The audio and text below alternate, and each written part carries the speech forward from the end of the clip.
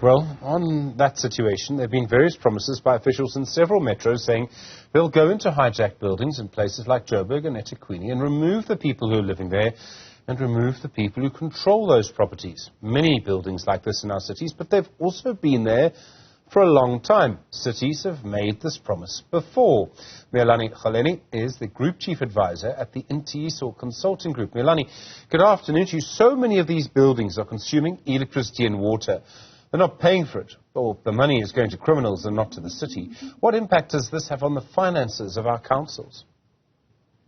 Of course, and thank you very much for having me, Stephen, and good afternoon to the listeners. It's a massive problem.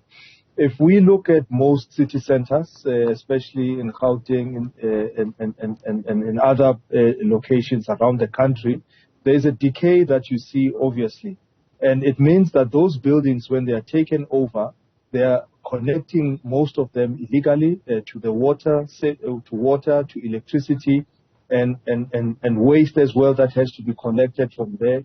The other issues in the case of private building is that there are property rates which go unpaid, which can run into millions. So the impact really, if you take portfolio by portfolio, starting with the city-owned or municipal-owned buildings, looking at the government-owned buildings from a public works point of view, and taking that into the private buildings which are owned by private people who have abandoned those buildings for whatever reason. You can then count and compound the amount of money that municipalities or cities are losing from a revenue point of view, and worst of all, having to sit with the bill where they have to pay the suppliers such as Eskom, such as Rainwater, in the case of who supplies them with water. So it's a significant, or in fact a huge impact and a drain on the municipal revenue.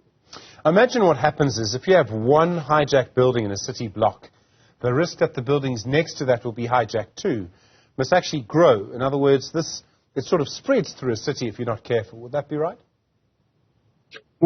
So in other cases, I mean, let's call it the broken windows syndrome. And that is true with buildings as well. One occupied building where there is no law or there is no bylaw enforcement, there is no enforcement of any kind of consequences, it makes it easier for other buildings to be inhabited. And if you look at the core of where the city center is, once beautiful buildings, in one of the readings I was looking at is the likes of the Johannesburg Sun, for instance, that used to be a beautiful and glamorous hotel. Those buildings are left empty. And multiple offices that have been left, by corporations that have moved north into the other areas have been left empty. So those buildings fall prey to people who hijack them or take them over, and one building to the next makes it easier. And you're finding that there are new landlords that are coming up who are enforcing very unsafe practices inside those buildings, where some of which we have seen with the fires that have engulfed the recent building and the lives that were lost within there. So the issue of bylaw enforcement becomes a crucial issue from a city point of view. It becomes important as well from a law enforcement point of view with the South African police. So the occupation of one building can easily spill over to multiple or a multitude of buildings that can be taken over, and that can compound the problem quite significantly from a cost point of view, revenue point of view, and a drain in terms of the resources of the municipalities that have to keep the cleanliness and to maintain, the places. And at times you see visibly that the city has almost given up and is no longer taking care of those precincts.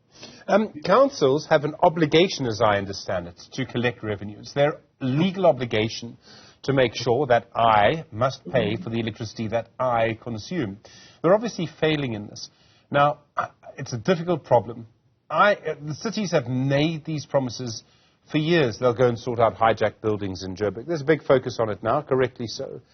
But how difficult is it to really do in reality? The problem is massive. They're deep-seated, been there for a long time. I want to believe eThekwini, the KwaZulu-Natal MECs, I want to believe the Joburg councillors when they say they'll be able to make a difference. But Miyelani, my old cynical self, makes me think that maybe in 5 years' time we'll still be here.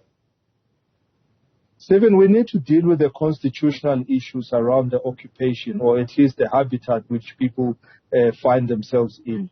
In law, if you occupy a building for a certain number of weeks and you are not evicted, it means that that is a dwelling that if anyone comes after a period of time and they want to evict you, it means that they have to go through a laborious legal process to do the eviction, and they have to prove that there's alternative accommodation for those people that have inhabited that building. So whether you've occupied a building illegally or rightfully so, but if there's something goes wrong, whoever is evicting you must be able to provide alternative accommodation for you. And I think that's where lies the challenge. However, the issue that we have seen of social housing, so this is where social housing will play a major role within it.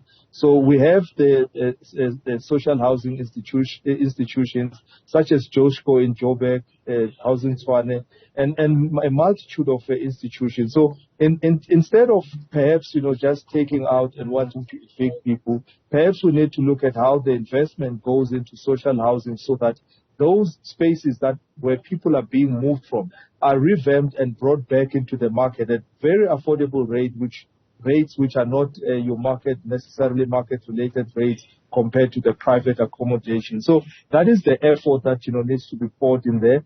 And if that investment is at least poured in, it would help quite a lot with regards to getting the city center to be cleaned up, of getting the bylaw enforcement to be applied, and at least to get decent accommodation, which is highly affordable. So we would hope that the drive that the cities are going into, and of course the national government as it is going into, would help quite significantly to cleaning up those buildings. They are public works-owned buildings, they are city-owned buildings, and all of those different buildings that are there, and including the private ones that have been taken off. And if only we can come up with that strategy that says social housing is the way that we're going to drive people into staying in the city center and keeping that city center vibrant.